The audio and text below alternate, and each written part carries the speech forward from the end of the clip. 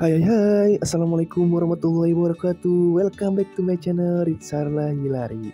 Gimana kabar kamu? Ya, kamu yang sedang menonton video ini, semoga kamu dalam keadaan sehat walafiat, kamu penuh dengan semangat. Nah, teman-teman, selamat datang dan selamat bergabung di Ritsarla Hilari. Channel ini channelnya sahabat buat wirausaha dan juga UMKM sukses dunia akhirat. Ya, jangan lupa di-subscribe ya. Oke, di video kali ini akan saya jelaskan bagaimana rahasia cara daftar HACCP untuk UMKM yang mau ekspor nih.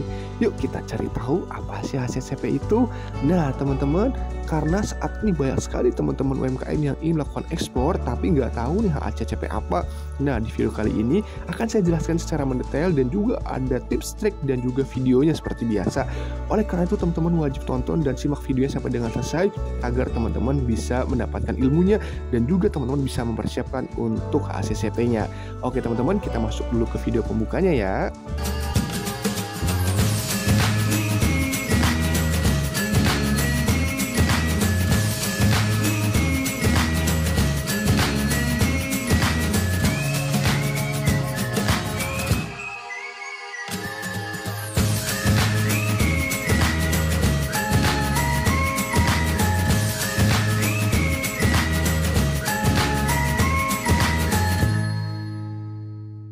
Nah itu teman-teman video pembuka dari Ritsarla Hilari. Kita masuk ke pengantar ya teman-teman.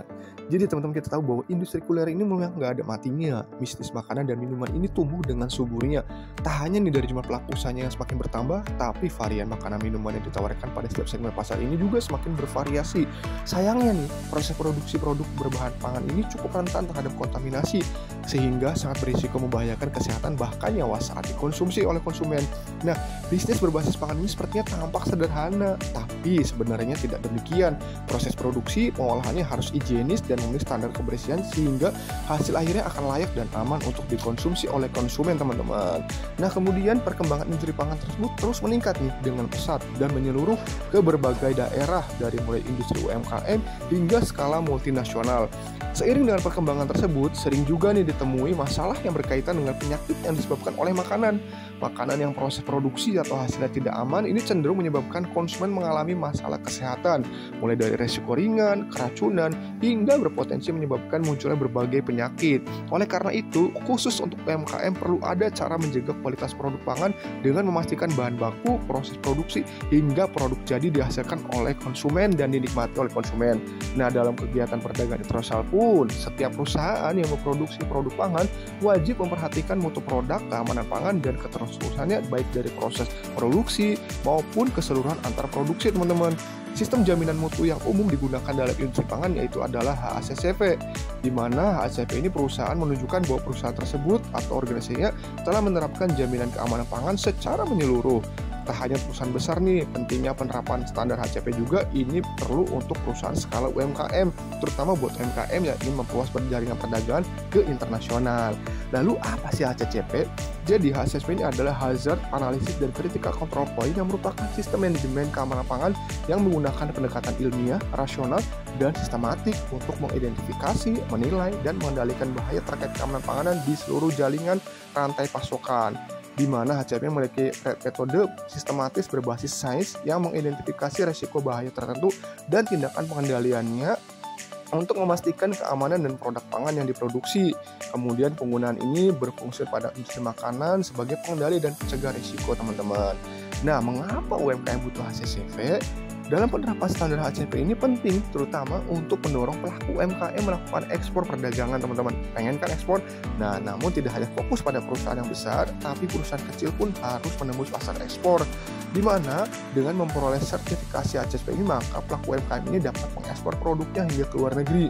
Di mana sertifikat HACCP kepada pelaku UMKM ini menjadi salah satu dukungan pemerintah dalam meningkatkan ekspor produk UMKM teman-teman. Karena HACCP ini bisa mengendalikan sistem pengawasan, pengendalian keamanan pangan secara preventif dan ilmiah teman-teman. Nah, untuk memperoleh sertifikasi HACCP ini manfaatnya apa? Jadi pertama, UMKM ini dapat melakukan ekspor produknya ke luar negeri, di mana sertifikasi HACCP ini kepada pelaku UMKM saat ini menjadi salah satu dukungan pemerintah, yaitu di mana HACCP ini merupakan salah satu syarat keamanan pangan oleh buyer.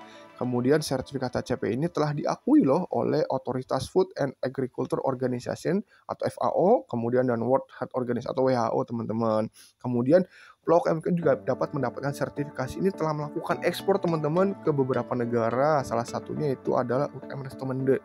Di mana Restomande ini diikutsertakan dalam pameran Dubai Expo 2020 ya dengan memperkenalkan produknya di restoran Indonesia guna mendukung pagelaran Spice Up the World serta mendapatkan kerjasama berkelanjutan dengan restoran yang ada di Riyadh teman-teman. Wow, keren juga ya. Pengen kan? Dan tentu diharapkan ke depannya pelaku UMKM ini yang telah mendapatkan sertifikasi HACCP dapat lebih meningkatkan kapasitas usahanya untuk senantiasa adaptif, inovatif, dan memanfaatkan teknologi dalam menjalankan usahanya sehingga dapat bersaing di pasar global loh. Lewat penerapan ini UMKM bisa terjaga baik dari kualitas, mulai dari awal hingga akhir hingga ekspor teman-teman. Yuk kita lihat videonya dulu teman-teman ya, biar teman-teman mulai memahami tentang dasar dari HACCP-nya ya. Oke teman-teman, kita akan masuk ke pengenalan HACCP dan 5 langkah awal dalam penerapannya. Kita akan jelaskan dengan menggunakan video. Nah, gimana kabar kamu teman-teman ya? Jadi teman-teman masih lanjut di video ini. Nah, di sini kita akan jelaskan buat teman-teman UMKM bagaimana sih 5 langkah awal dalam penerapan HACCP ini. Nah, di videonya akan saya jelaskan bagaimana 5 langkah awal dalam penerapannya. Jadi teman-teman harap disaksikan dan ditonton videonya ya.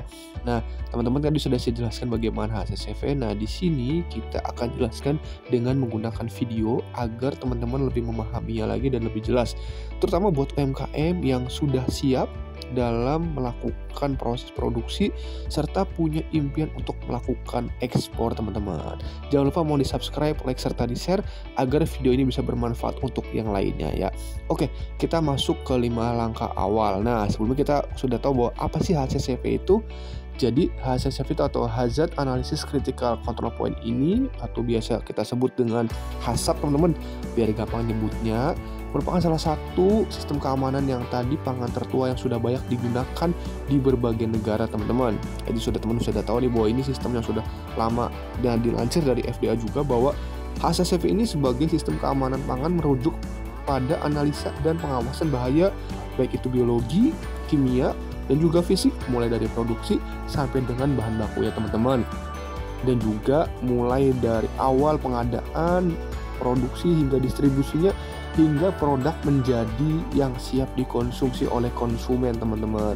Nah, jadi secara umum bahwa dikatakan HACCP ini mengatur proses produksi suatu produk nih buat teman-teman UMKM dengan sistematis mulai dari hulu hingga ke hilir dengan secara detail teman-teman. Nah, sistem juga memastikan setiap elemennya sudah clear melakukan perannya dalam menciptakan siklus produksi pangan yang terkendali sampai menjadi produk akhir yang dapat dinikmati oleh konsumen dengan aman teman-teman. Nah, di dalam HACCP ini terdapat 12 langkah yang harus dipenuhi teman-teman. Apa saja? Nah, kedua belas langkah tersebut terbagi menjadi 2 yaitu 5 langkah awal dan 7 prinsip HACCP teman-teman. Nah, di video kali ini saya jelaskan bagaimana 5 langkah awal dalam penerapan HACCP. Nah, apa saja yang perlu dipersiapkan teman-teman. Nanti yang 7 prinsip akan saya jelaskan juga di video selanjutnya teman-teman. Yang pertama adalah kita wajib membentuk tim HACCP teman-teman. Jadi teman-teman UMKM ini harus punya tim. Di mana yang pertama ini yaitu membentuk tim yang anggotanya ini terdiri dari berbagai multidisiplin teman-teman. Multidisiplin baik itu kita lihat dari mulai tim yang beranggotakan perwakilan dari mulai departemen QC yang memahami food safety atau keamanan pangan, juga dari departemen produksi teman-teman, baik marketing, sales, maintenance, dan R&D, serta dikeluarkan oleh food safety teman-teman sebagai pemberi arahan dan pengawasan pada tim teman-teman. Jadi benar-benar multidisiplin untuk anggota timnya teman-teman ya. Kemudian yang kedua adalah teman-teman wajib membuat deskripsi produk teman-teman. Jadi teman-teman UMKM wajib membuat deskripsi produknya, di mana ini adalah yang paling esensial dalam produksi pangan teman-teman. Karena dengan deskripsi produk yang jelas ini, maka tim HACCP akan sangat terbantu untuk melakukan analisa bahaya teman-teman. Ya, jadi secara detail beberapa faktor yang harus ada di dalam deskripsi produk nih, misalkan antara lain yaitu pertama nama produk teman-teman apa, komposisi yang digunakan apa, kemudian kualitas dari setiap komposisi yang digunakannya apa, kemudian apakah produknya ini mengandung bahan alergen atau tidak teman-teman. Nah, kemudian prosedur penyimpanan produknya seperti apa, baik itu expired date, kemudian syarat pelabelan dan pengemasan benar-benar harus sudah dipersiapkan teman-teman. Yang ketiga adalah selanjutnya identifikasi rencana penggunaan teman-teman. Jadi di sini tidak semua produk pangan itu memiliki rencana penggunaan yang sama teman-teman. Maksudnya jadi gini, ada produk pangan yang bisa langsung dikonsumsi nih. Nah, ada juga produk yang harus dimasak terlebih dahulu agar bisa dikonsumsi teman-teman. Pahamlah teman-teman. Nah, selain itu ada produk yang bisa dikonsumsi oleh semua umur teman-teman. Namun ada juga yang hanya bisa dikonsumsi dengan rentan umur tertentu teman-teman. Jadi harus ada identifikasinya. Selanjutnya dan yang tidak kalah penting nih teman-teman, harus mengacu pada anjuran BPOM, di mana untuk menuliskan peringatan bahaya alergen ini di setiap kemasan produk pangan teman-teman. Nah, selanjutnya adalah membuat diagram alir teman-teman. Jadi membuat diagram alir dari proses produksi teman-teman. Di sini wajib dibuat ya diagram alir yang akurat teman-teman, sesuai dengan proses produksi yang teman-teman UMKM lakukan. Baik itu di sini dalam tahapan setiap anggota tim HACCP dapat menyalurkan gagasannya teman-teman dan berbagai multidisiplin berdasarkan fungsi dan peran produksi yang diembannya teman-teman. Jadi seperti itu untuk fungsi dari tim. Nah, umumnya diagram alir ini dimulai sejak awal penerimaan bahan baku di gudang. Jadi mulai dari gudang, kemudian dilanjutkan ke penyimpanan seperti apa, lanjut ke proses produksi, kemudian proses pengemasan, dan kemudian proses pengecekan produk akhir teman-teman, hingga proses distribusi ke konsumennya teman-teman. Nah, selanjutnya dari proses yang lengkap dan akurat ini ya, tim HACCP dapat melakukan analisa nih, bagaimana potensi bahaya biologi yang ada, baik fisik maupun kimia, apa saja yang bisa mengontaminasi produk pangan selama proses produksi berlangsung teman-teman. Nah, selanjutnya ada melakukan verifikasi diagram alir. Jadi nanti tim ini akan melakukan verifikasi setelah diagram alir dibuat dan dianalisa. Langkah selanjutnya adalah dengan melakukan verifikasi teman-teman. Jadi dicek lagi ulang ke lapangan seperti apa, benar enggak, atau pengecekan ke lapangan untuk memastikan kesesuaian dari setiap step yang ada di dalam diagram alirnya teman-teman. Jadi dicek ulang. Nah, pengecekan ini melibatkan seluruh pihak yang memahami proses, baik itu dari tim HACCP dan akan memantau apakah proses produksinya ini sudah sesuai dengan diagram alir yang sudah dibuat. Nah, selanjutnya nanti dilakukan pengecekan teman-teman. Apabila diagram alir yang dibuat sudah sesuai dengan proses yang ada real di lapangan, maka diagram alir ini sudah bisa digunakan sebagai acuan tim HACCP untuk melakukan analisa bahaya keamanan pangan pada tahapan selanjutnya. Nah, di sini nanti sudah dapat tuh hasil analisa dan pengecekan lapangan. Jadi sudah kelihatan teman-teman potensi-potensi bahaya yang ada. Nah, itu teman-teman 5 langkah awal dalam persiapan HACCP. Lalu apa sih manfaat HACCP secara umum? Jadi yang pertama adalah meminimalisir kerugian karena produk. Salah satu syarat pengajuan sertifikasi HACCP adalah SOP atau Standard Operating Procedure yang merinci segala kegiatan produksi dari awal hingga akhir. Dengan ini membantu kita memastikan setiap langkah dalam proses produksi itu telah dilakukan dengan benar, sehingga mampu meminimalisir kesalahan dan kerugian karena produk yang gagal teman-teman. Jadi itu manfaat yang pertama, meminimalisir kerugian karena produk teman-teman. Lalu manfaat yang kedua apa sih? Yaitu meningkatkan kualitas produk. Iya, dengan sistem HACCP ini mengidentifikasi dan mengendalikan potensi bahaya yang mungkin timbul seperti kontaminasi mikrobiologis, kimia, dan fisik, sehingga bisa memberikan kejaminan keamanan produk kepada konsumen. Hal ini sekaligus menunjukkan bahwa produk kita berkualitas loh, sehingga dapat meningkatkan citra bisnis kita di mata publik. Yang ketiga adalah menjaga konsistensi proses produksi. Pemantauan menjadi bagian dari titik kontrol kritis dalam sistem HACCP. Tujuannya untuk mengidentifikasi kemungkinan adanya risiko di setiap tahapan proses produksi. Tindakan ini menjaga konsistensi dalam produksi agar kualitas produk yang dihasilkan tetap terjamin. Lalu selanjutnya meningkatkan profitabilitas. Nah, dengan adanya jaminan mutu terkait keamanan produk dapat meningkatkan kepercayaan konsumen nih.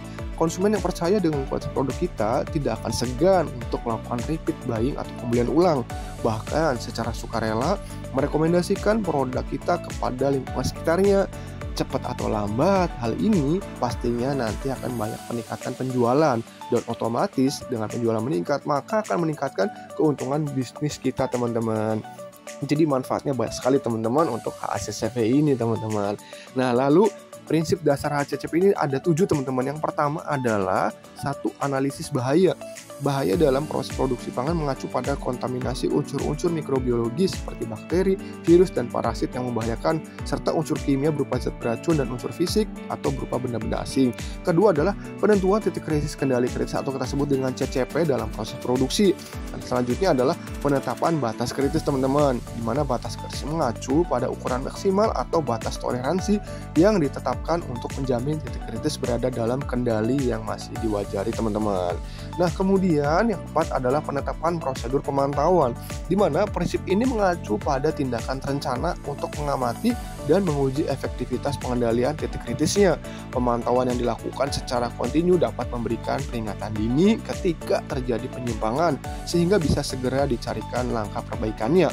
Lalu adalah penetapan tindakan koreksi. Dengan tindakan koreksi sebagai upaya perbaikan terencana dilakukan apabila hasil pemantauan menunjukkan suatu kondisi tertentu yang tidak terkendali. Sementara produk yang dihasilkan saat penyimpangan ini perlu diidentifikasi ulang untuk memastikan keamanannya. Nanti akan saya jelaskan secara videonya juga teman-teman ya. Kemudian penetapan prosedur verifikasi. Jadi prosedur verifikasi ini mengacu pada tindakan untuk meyakinkan efektivitas sistem HACCP yang sudah berjalan dan kesesuaiannya dengan rancangan program yang telah disusun sebelumnya. Verifikasi ini dilakukan dengan cara mengaudit atau menguji mikrobiologi terhadap produk olahan. Lalu adalah pengembangan sistem rekaman. Jadi pengembangan sistem rekaman didasarkan pada hasil pencatatan dan atau dokumentasi terhadap setiap tahapan dalam proses produk yang menjadi titik kritis teman-teman. Jadi itu adalah 7 prinsip dasar. Nah, kita nonton videonya dulu ya. Oke teman-teman, sekarang bagaimana 7 prinsip HACCP untuk industri pangan? Tadi sudah saya jelaskan 5 langkah awal, sekarang ada 7 prinsip. Oke teman-teman, gimana? Teman-teman masih sanggup, masih menonton video ini? Oke, jangan lupa di subscribe, like, serta di share teman-teman. Teman-teman bisa lihat tadi video selanjutnya sudah saya jelaskan bagaimana 5 langkah awal, dan sekarang kita lanjut ke 7 prinsip HACCP untuk industri pangan UMKM teman-teman. Nah, kita lanjut ya teman-teman. Ini di sini banyak sekali produk. Kita harus tahu penting bahwa 7 prinsip HACCP untuk industri pangan, karena sebagai produsen pangan atau yang bekerja di industri makanan nih, terutama buat UMKM, jaminan keamanan pangan merupakan hal yang sangat penting teman-teman, karena salah satunya bisa dicapai dengan menerapkan sistem HACCP ini. Nah, yang memiliki pendekatan sistematis dalam melakukan identifikasi, kemudian evaluasi, dan mengendalikan bahaya keamanan pangan di sepanjang rantai makanan yang teman-teman UMKM produksi teman-teman. Nah, selanjutnya, jadi teman-teman di sini tanpa berlama-lama kita akan jelaskan bagaimana apa saja yang termasuk dalam 7 prinsip HACCP ini teman-teman. Ini dia. Oke, kita masuk ya. Jadi tahap pertama itu adalah lakukan analisa bahaya dan identifikasi tindakan. Ini prinsip pertama teman-teman. Jadi lakukan analisa dan lakukan identifikasi tindakannya seperti apa. Jadi dalam rangka produksi, di prinsip pertama ini, tim HACCP ini diharuskan untuk melakukan identifikasi bahaya yang akan timbul sepanjang proses produksi, di mana berdasarkan diagram alir yang telah diverifikasi di 5 langkah awal tadi di penerapan HACCP ini. Yang belum, silahkan teman-teman pelajari. Nah, di sini benar-benar harus sudah teridentifikasi teman-teman. Nah, kita lihat proses produksi teman-teman. Nah, lalu bahaya apa saja sih yang harus diidentifikasi oleh tim HACCP ini? Yang pertama ada bahaya biologi, kemudian selanjutnya ada bahaya fisik. Nah, di mana bahaya biologi ini merupakan bahaya yang berasal dari makhluk hidup teman-teman. Contohnya di mana untuk mengidentifikasinya, tim HACCP dapat mengacu pada peraturan pangan yang berlaku di negara tujuannya. Misalnya untuk Indonesia, acuannya adalah regulasi dari BP POM teman-teman, ataupun dari Kementerian Kesehatan. Kalau di luar negeri beda lagi ya teman-teman ya. Nah, dari paduan tersebut, tim HACCP ini dapat mengetahui jenis mikroba apa sih yang masuk ke dalam kategori bahaya biologi teman-teman. Kan tahun kemarin kita tempat heboh tuh, Indomie ditarik lagi atau gimana. Nah, dan kita harus tahu berapa batas keberterimaannya teman-teman. Jadi ada batasnya, berapa ambang batasnya teman. Selanjutnya bahaya yang kedua adalah bahaya fisik teman-teman, di mana bahaya fisik ini merupakan bahaya yang dapat melukai secara fisik teman-teman. Nah, biasanya berupa benda tajam atau yang dapat membuat tersedak teman-teman di produk makanan teman-teman. Pada tahapan ini, tim HACCP dapat mencari apa saja sih yang terkait bahaya fisik yang dapat muncul selama proses produksi berlangsung teman-teman. Seperti misalkan kuku pekerja yang masuk ke dalam makanan, atau misalkan patahan dari alat atau staples atau yang lainnya teman-teman. Jadi ini merupakan bahaya fisik. Nah, masing-masing dari potensi bahaya ini akan membutuhkan tindakan pengendalian yang berbeda pula teman-teman. Nah, seperti ditetapkannya standar panjang kuku yang diperbolehkan berapa, misalkan buat pegawai, penggunaan alat-alat, kemudian detektor logam, dan berbagai peraturan yang disesuaikan dengan temuan ancaman bahaya fisik yang akan terjadi teman-teman dari proses produksi teman-teman. Nah, selanjutnya adalah bahaya kimia yang ketiga. Di mana bahaya kimia ini apa sih? Jadi bahaya kimia adalah disebabkan oleh adanya senyawa kimia yang berbahaya apabila terkonsumsi oleh manusia, teman-teman. Jadi ini di mana senyawa kimia ini bisa berasal dari senyawa alami seperti mikroton, kemudian aviaton, atau senyawa lainnya yang muncul selama proses produksi berlangsung, misalnya seperti bahan tambahan pangan atau BTP, teman-teman, atau dosisnya yang di luar persyaratan BPOM, teman-teman, atau residu chemical yang tertinggal, dan masih banyak lainnya, teman-teman. Jadi sesuaikan dengan aturan BPOM, teman-teman ya. Nah, kemudian selanjutnya adalah 7, temukan titik kendali kritis, teman-teman. Jadi teman-teman harus menemukan titiknya. Di mana prinsip kedua ini tim HACCP akan melakukan identifikasi tahapan proses yang paling kritis di antara keseluruhan proses produksi, teman-teman. Jadi menentukan apabila pada proses tersebut bahaya tidak dapat diturunkan sampai ke tingkat yang keberterimaan atau yang dianjurkan, maka pangan yang diproduksi ini tidak akan dijamin keamanan, teman-teman. Jadi ada standarnya, teman-teman. Nah, untuk bisa menentukan tahapan mana yang menjadi titik kendali kritis atau kita sebut dengan critical control point atau kita sebut CPP, teman-teman, maka tim HACCP akan melakukan penilaian berdasarkan tingkat risiko dan bahaya yang dikendalikan pada prosesnya. Jadi UMKM harus tahu nih prinsip-prinsipnya. Nah, selanjutnya adalah penerapan batas kritis yang tervalidasi. Jadi harus menetapkan batas kritis yang tervalidasi seperti apa nih prinsipnya. Jadi setelah titik kendali kritisnya sudah teridentifikasi, maka selanjutnya adalah menentukan batas kritis dari setiap CCP tersebut, teman-teman. Jadi harus tahu batasannya, teman-teman. Yang nantinya dimaksud adalah dalam batas kimia kritis di sini adalah parameter yang bisa dipantau dalam proses yang memastikan nih tingkat keberterimaan atau acceptable level yang tidak terlewati, teman-teman. Jadi ada batas-batas ambang batasnya. Nah, misalnya pada CCP proses pasteurisasi, batas kritis CPP tersebut adalah suhu dan durasi waktu pasteurisasi.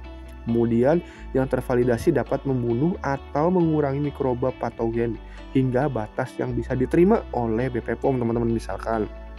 Nah, teman-teman sesuaikan dengan negara asal atau negara tujuan, teman-teman. Kemudian selanjutnya terapkan sistem pemantauan, teman-teman.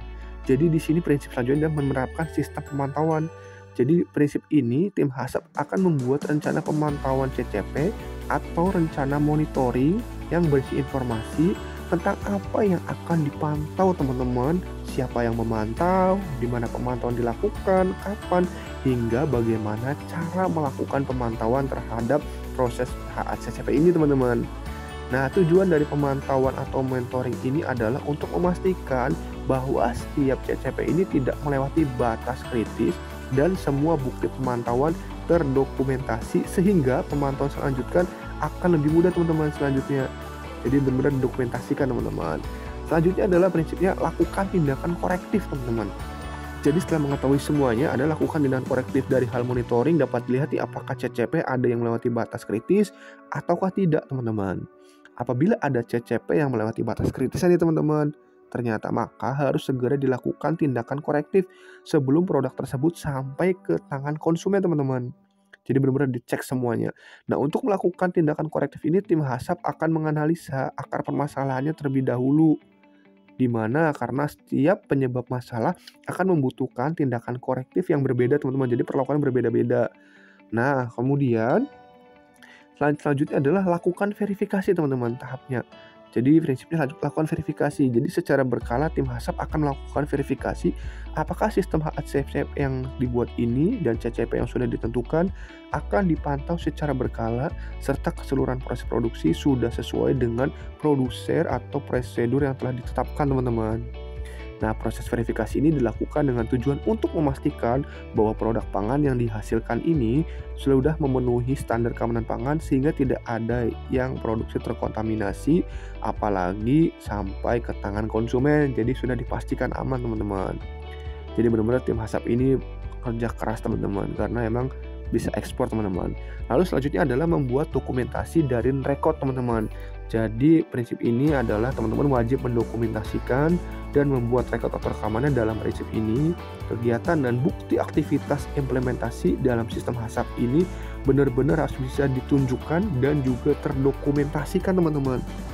Jadi kalau Anda mau tahu cara pendokumentasinya juga bisa belajar teman-teman. Nanti di sini teman-teman bisa lihat bagaimana cara-cara membuat atau dokumentasinya teman-teman. Bisa ikut pelatihan-pelatihan yang ada di online teman-teman.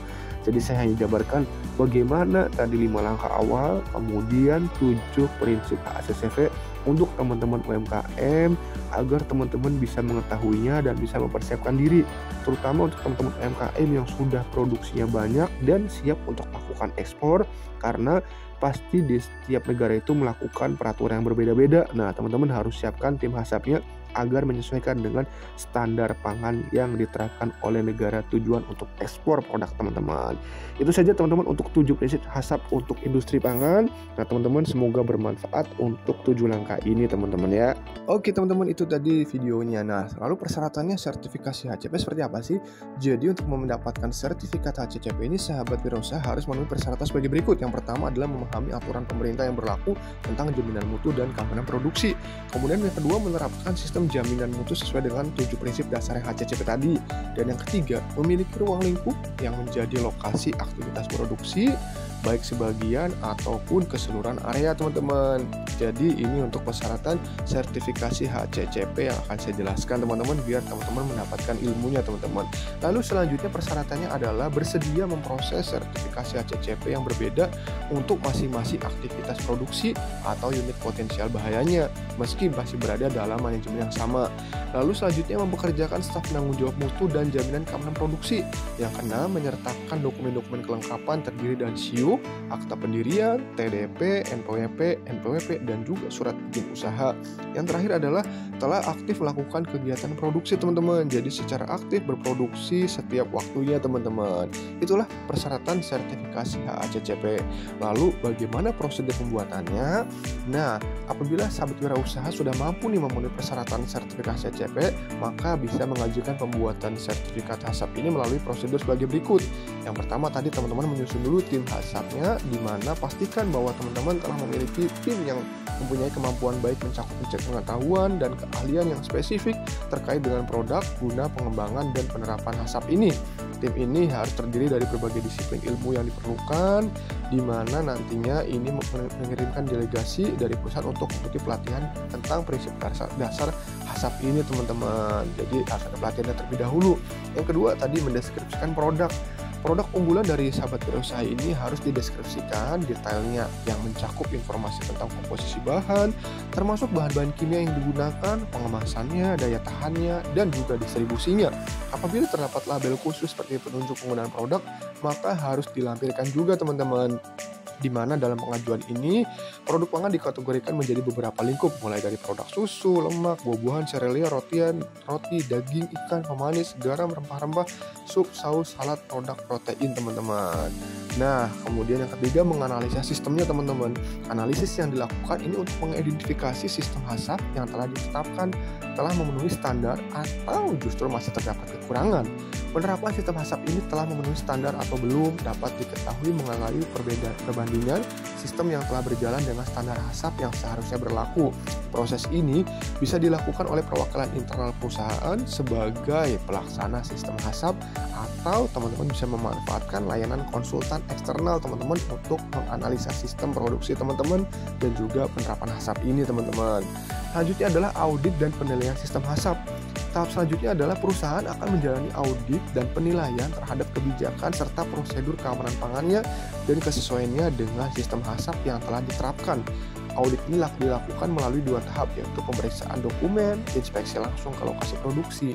Nah, pada tahap inspeksi ini audit dilakukan dengan tindakan yaitu meninjau seluruh lokasi, melakukan wawancara, memeriksa sampel atau dokumen, memperbaiki ulasan penilaian terhadap sistem HACCP yang telah diterapkan, termasuk kebijakan-kebijakan terkait prosedur, dokumentasi, atau pemberkasan dan juga pencatatannya. Lalu adalah yang terakhir ada pembenahan. Jadi sistem HACCP ini dapat dikatakan siap apabila telah diterapkan minimal 4 atau hingga 8 minggu teman-teman. Jika perusahaan telah memenuhi hal tersebut, maka bisa mulai menempuh tahap audit yang berlangsung paling lama membutuhkan waktu itu sekitar 7 hari. Di sini auditor akan mencatat setiap kekurangan yang perlu dibenahi perusahaan dalam jangka waktu tertentu. Hasil perbaikan oleh perusahaan dilaporkan kepada tim audit yang kemudian mengagendakan pemeriksaan ulang guna mengevaluasi perbaikan yang telah dilakukan perusahaan dan memastikan bahwa sistem HACCP telah sudah diterapkan dengan baik. Jika semua perbaikannya sudah oke, berarti sudah clear. Nah, untuk biayanya seperti apa teman-teman bagian ini pasti sahabat Wirausaha tunggu. Nah, kisaran biaya pembuatan sertifikat HACCP ini sangatlah bervariatif teman-teman, tergantung pada ruang lingkup dari sistem keamanan pangan yang dimiliki oleh masing-masing perusahaan. Nah, berdasarkan data Balai Besar Industri Agro dari Kementerian Perindustrian, besar biaya sertifikat HACCP ini berkisar antara 5 juta hingga 50 juta. Biaya yang dibebankan ini dalam pengajuan permohonan ini umumnya telah mencakup beberapa hal teman-teman. Jadi agak lumayan teman-teman ya, oleh karena itu teman-teman wajib menyiapkan terlebih dahulu teman-teman. Namun tidak usah khawatir karena ada fasilitasi HACCP dari pemerintah teman-teman. Biasanya ini ada fasilitasi pendalaman HACCP bagi UMKM panganan yang berorientasi ekspor teman-teman. Di mana syarat-syaratnya ini bisa teman-teman lihat, di mana peserta akan diseleksi dulu untuk mendapatkan fasilitasi pendampingan, bimbingan, dan juga sertifikasi HACCP pada tahun 2023. Ini berlangsung kemarin ya dari tanggal 7 sampai 30 November yang diadakan oleh Ditjen IKMA teman-teman, di mana ini syarat-syaratnya IKM memiliki izin edar, PDNT atau halal, kemudian produknya berorientasi ekspor teman-teman. Jadi teman bisa lihat fasilitas-fasilitas yang ada. Lalu berapa lama jangka waktu proses dan sertifikasi HACCP ini? Jadi proses sertifikasi HACCP ini umumnya membutuhkan waktu yang cukup lama teman-teman, yakni antara 1 bulan hingga 1 tahun. Sementara berlakunya sertifikat HACCP ini untuk bisnis berbasis pangan itu minimal 1 tahun teman-teman, tergantung kualitas dari hasil audit dan kebijakan lembaga sertifikasi independen di masing-masing wilayahnya. Sertifikat HACCP ini bisa dicabut sewaktu-waktu apabila perusahaan kedapatan melakukan penyimpangan saat mengimplementasikan sistem HACCP ini. Sebab itu, bagi sahabat wirausaha yang telah mengantongi sertifikat HACCP, wajibnya melakukan monitoringnya teman-teman. Nah, kemudian ternyata sertifikasi HACCP ini ada juga untuk selain pangan, di mana yang untuk pangan ini yaitu adalah selainnya adalah industri perikanan yang diterbitkan oleh lembaga sertifikat independen yang ditunjuk langsung secara resmi oleh Komite Akreditasi Nasional atau KAN, di mana sementara untuk produk industri perikanan ini sertifikat HACCP diterbitkan oleh BKIPM atau Badan Karantina Ikan Pengendalian Mutu dan Keamanan Hasil Perikanan di bawah Kementerian Kelautan dan Perikanan. Jadi teman-teman ini untuk yang bidang perikanan ini oleh BKIPM untuk HACCP-nya teman-teman. Nah, saya akan jelaskan dengan video teman-teman untuk yang BKIPM ini ya. Oke teman-teman, kita lihat bahwa Indonesia saat ini adalah kepulauan negara agraris yang memiliki banyak sekali sumber daya, terutama di bidang perairan teman-teman. Nah, dengan luas 5.800 km persegi, Indonesia memiliki banyak sekali hasil dari perikanan. Ini banyak sekali jenis-jenisnya. Nah, di sini Indonesia sendiri terdiri dari 600 kurang lebih UPI atau unit pengelola ikan teman-teman, di mana ikan-ikan tersebut ini yang sudah memiliki sertifikasinya, yaitu sertifikasi HACCP teman-teman. Nah, bagaimana sih prosesnya? Jadi di sini akan saya jelaskan bagaimana proses HACCP untuk Kementerian Kelautan dan juga Perikanan teman-teman, sebagai gambaran buat teman-teman bagaimana proses HACCP berlangsung. Seperti kita ketahui, HACCP adalah Hazard Analysis Critical Control Point teman-teman, di mana HACCP ini adalah standar yang sudah diterapkan, baik itu mulai dari hilir, kemudian proses, hingga produk diterima oleh konsumen, dalam hal ini ikan teman-teman. Nah, dengan menerapkan HACCP ini, maka produk ikan tersebut itu pun nantinya akan bisa mendapatkan penilaian dari dunia, atau kita bisa sebut dengan istilah ekspor teman-teman. Jadi benar-benar bisa diterima oleh masyarakat dan juga internasional, karena dengan adanya sertifikat HACCP ini, maka produk ikan Indonesia ini bisa melebarkan sayapnya untuk menjadi makanan internasional. Kita lihat ini bisa ke Kanada, bisa ke Rusia. Jadi levelnya ini sudah standar internasional dalam menerapkan HACCP. Lalu bagaimana proses sertifikasi HACCP ini? Nah, kita lihat teman-teman di sini bahwa yang pertama itu adalah permohonan sertifikasi teman-teman. Jadi mengirim baik itu melalui pos ataupun dengan menggunakan surat elektronik atau email. jadi mengajukan permohonan sertifikasi. Nah setelah itu nanti dapat nih di audit kecukupan. Jadi permohonan yang sudah masuk itu diproses sama tim, kemudian dilakukan audit kecukupan. Apakah ada yang kurang atau tidak untuk kecukupan berkasnya. Nah, jika sudah lengkap, nanti akan ada penugasan dari inspektur mutu untuk melakukan kunjungan ke tempat lokasi UPI tersebut, teman-teman. Jadi nanti dilakukan kunjungan, dilihat nih siapa sih produknya, seperti apa sih, sistem HACCP-nya sudah lengkap nggak sesuai dengan permohonan. Nah ini dilakukan paling lambat 10 hari kerja teman-teman setelah lengkap berkasnya. Nah setelah itu nanti didatangi, diinspeksi nih UPI-nya, tempatnya seperti apa sesuai dengan kementerian. Di checklist semua berkas-berkas yang sudah diajukan di surat permohonan, apakah ada yang kurang atau tidak. Jikapun ada yang kurang, maka akan diberikan waktu untuk melakukan revisi atau perbaikan kelengkapan dari kecukupan untuk proses sertifikasi HACCP ini, teman-teman. Nah, dilakukan perbaikan silakan. Setelah sudah jadi temuan, lakukan perbaikan yang sudah direkomendasikan. Setelah itu bikin laporan kembali. Apa sih laporan perbaikannya? Jika sudah lengkap laporan perbaikannya, nanti silakan dikirim kembali melalui email ataupun melalui pos dalam rangka waktu paling lambat itu 1 bulan, teman-teman. Nah setelah itu nanti akan ada verifikasi dari tindakan perbaikan itu. Sudah laporan, datang lagi nih dari tim inspektur melakukan pengecekan apakah perbaikan-perbaikannya ini sudah benar belum. Sudah dilakukan perbaikan, dilakukan verifikasi paling lambat 5 hari kerja setelah berkas perbaikan diterima, teman-teman. Nah kemudian selanjutnya, setelah laporan sudah lengkap, verifikasi sudah oke, nanti dari kepala pusat ini akan melaporkan hasil evaluasinya kepada kepala badan bahwa perusahaannya sudah lengkap. Nah kemudian setelah lengkap dicek, maka muncullah penerbitan sertifikat HACCP-nya, teman-teman. Setelah itu lakukan serah terima kepada UPI tersebut untuk mendapatkan sertifikat. Nah ternyata jika sertifikat itu berlaku hanya 1 tahun, ketika ada perpanjangan maka harus dilakukan tindakan perbaikan. Jadi setiap 1 tahun itu dilakukan perpanjangan tindakan perbaikan. Nah itu teman-teman untuk proses sertifikasi HACCP. Lalu apa sih persyaratan sertifikasi HACCP? Oke, akan saya jelaskan persyaratan sertifikasi HACCP. Jadi ruang lingkup UPI ini mulai dari produksinya seperti apa, bahan bakunya, kemudian proses pengolahannya, dan yang terakhir adalah distribusi, teman-teman. Jadi ini sudah benar-benar mendetail semua. Lalu ada perbedaan jenis olahan dan jenis potensi bahaya dengan masing-masing produknya tersebut, harus ada potensinya seperti apa. Nah di sini nanti akan terlihat sertifikat penerapan persyaratan dasar HACCP dari mulai analisa, identifikasi, penentuan, dan monitoring. Nah kemudian jika belum lengkap 7 prinsip dasar, maka nanti mendapatkan sertifikatnya untuk HACCP, teman-teman. Dan juga wajib memiliki 1 penanggung jawab mutu yang di bawahnya ini ada bagian-bagiannya, teman-teman. Ini sebagai penanggung jawab untuk HACCP-nya, minimal sudah bersertifikasi. Nah kemudian untuk dokumen perusahaan juga ini harus ada siup akta notaris, kemudian juga di sini ada izin usaha dari usaha perikanan tersebut, teman-teman. Jadi benar-benar secara mendetail dari mulai hulu dan hilir. Kemudian nanti akan mendapatkan sertifikasi SKP untuk pemula, itu bagi pengolahan ikan yang masih baru. Jadi akan dapat SKP untuk pemula, teman-teman, sebagai sertifikasi awalnya. Nah kemudian nanti kita lihat lagi bahwa di sini konsistensi terhadap sistem HACCP ini benar-benar harus dilakukan mutu dan pengamanan, baik mulai dari produksi, pengolahan, dan juga distribusinya benar-benar harus konsistensi, karena ini adalah sistem HACCP yang digunakan secara nasional, di mana wajib aktif berproduksi, teman-teman, untuk perusahaannya, kemudian juga untuk pengolahan ikannya dan makanannya. Ini benar-benar harus bisa diterapkan HACCP-nya agar produk kita bisa mendunia. Nah itu teman-teman dari yang bidang perikanan, teman-teman. Nah lalu apa sih perbedaan HACCP dan ISO 22?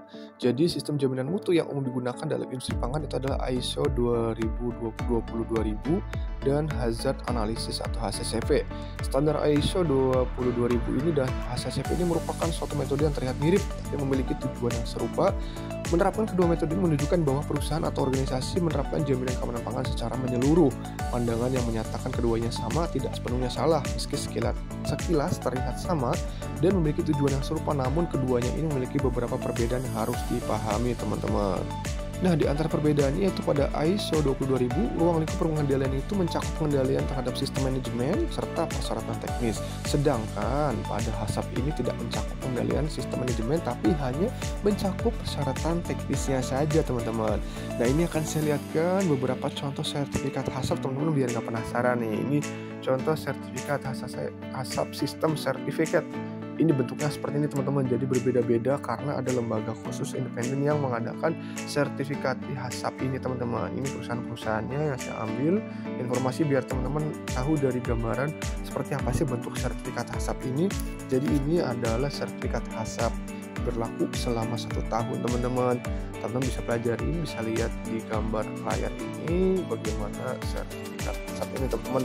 Biar selama ini teman-teman bingung, gak ada gambaran. Nah, sekarang dengan tonton video ini, teman-teman jadi ada gambaran, ada ilmu. Dan teman-teman jika sudah siap untuk melakukan proses produksi yang besar dan juga siap untuk ekspor, semoga dengan adanya video ini teman-teman bisa mempersiapkannya dan bisa mendapatkan ilmunya, sehingga harapan kami yaitu teman-teman bisa melakukan ekspor serta yang pasti bisa mendapatkan sertifikat HACCP ini, teman-teman. Jadi manfaatkan video ini dan silahkan di-share agar bisa berbagi manfaat untuk teman-teman UMKM yang lainnya, teman-teman. Nah, sebagai penutup akan saya berikan sedikit motivasi, teman-teman, untuk teman-teman semua yang sukses, di mana pendiri Tokopedia William Tanuwijaya berbicara tentang membangun sebuah bisnis, diibaratkan seperti pelaut, teman-teman.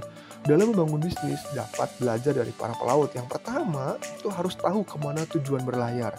Yang kedua harus tahu apa visi misi kita membangun bisnis ini. Setelah tahu tujuannya, semakin besar tujuannya, semakin penting kemampuan kita untuk membangun tim yang dapat berlayar bersama. Dan yang terakhir, teman-teman tidak boleh kehabisan bahan bakar sebelum tujuan itu tercapai. Jadi teman-teman harus dipersiapkan, teman-teman harus belajar setiap saat tentang bisnis, teman-teman. Oke, teman-teman, itu video dari kami tentang HACCP. Nah, teman-teman bisa lihat bagaimana video kami di Ritsara Hillary, baik itu dari digitalisasi perusahaan NIB, kemudian bagaimana cara memilih, membaca, dan memahami kode KBLI untuk usaha UMKM. Kemudian teman-teman bisa lihat juga bagaimana cara mendaftar SPP PIRT secara online yang mudah, murah, cepat, dan juga gratis. Dan di sini juga ada cara mendaftar paten merek untuk UMKM. Sudah saya bikin juga videonya, teman-teman. Jadi teman bisa lihat aja. Lalu biar lebih yakin, teman-teman juga bisa cara mendaftar perorangan, tutorial langkah juga saya sudah bikin video. Lalu juga video tentang tutorial pembuatan akun sistem halal atau sertifikasi halal juga sudah ada. Lalu teman-teman yang punya SNI juga ini sudah saya bikinkan bagaimana proses pembuatan SNI untuk bina UMK yang gratis ini, teman-teman. Dan juga buat teman-teman saya bikinkan juga video cara membuat barcode resmi di kemasan UMKM, teman-teman bisa lihat. Lalu juga bagaimana cara mendaftar BPOM, teman-teman. Semoga video dari kami di Ritsara Hillary Channel bermanfaat untuk teman-teman semua UMKM khususnya. Teman-teman jangan lupa mohon di subscribe, like, serta share agar bisa berbagi manfaat untuk yang lainnya. Terima kasih atas waktu menontonnya, teman-teman. Sampai ketemu lagi di video saya selanjutnya. Bye-bye. Assalamualaikum warahmatullahi wabarakatuh. Bravo UMKM.